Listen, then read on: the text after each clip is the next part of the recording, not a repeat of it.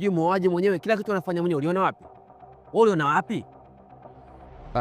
Kikweli mzee wangu, kipato changu ni kidogo sana, sina uwezo wa kumpa mshenga kwa kwete kwenu. Kwa hiyo nikaona bora nijete tu mwenyewe. Haya sawa basi, wewe huna pesa ya kumpa mshenga ili akuletee barua nyumbani. Unaweza kuishi na binti yangu wewe?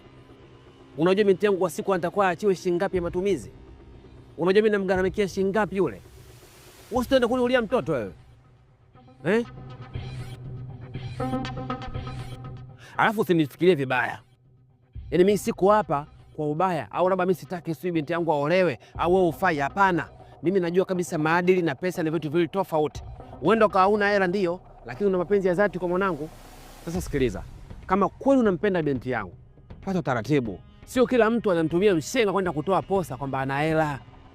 Mwingine anaomba. Nenda msikitini kule, kuna watu wamekaa kule, kuna mashehe, kuna watu wana busara na hekima. Muombe, muelezee, 1 2 3 nisaidie. Mtu atakuja. Hata mimi nitakuwa kidogo na busara basi ya kuishi na binti yangu. Lakini ujinga uliofanya huu kabisa, napata picha wewe huwezi kuishi na mwanamke. Hapana mzee wangu, nitapambana kadri niwezavyo ili mradi mtoto wako awe kwa hakika, avae vizuri, kila kitu apate. Sawa. Sasa kama kweli unampenda binti yangu, basi fuata taratibu. Fuata taratibu kama nilivyokuelekeza, kila kitu kiwe sawa. Na hapa nimeongea tu kwa uzuri kabisa. Nimeongelea mambo mengine. Sijagusia swala la pesa, sijaongelea ishu ya mahari wala kile, pesa ya mjomba, si pesa ya nini. Hivyo vote sijaviongelea hivyo. Sio, nielewa vizuri? Samahani kidogo.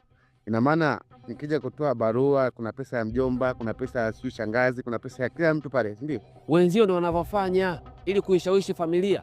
Wewe unadhani binti yangu yani wewe tu ndio umemwona kijiji kizima, wewe ndio umemwona peke yako? Kuna watu wengi wanakuja pale, kila mtu anakuja na swaga zake. Huyu kaleta hiki, huyu kaleta hiki, mkungu wa ndizi, mwingine mananasi. Wewe umeleta barua tu nani? Barua hii haina hata kitu, ipo kavu tu.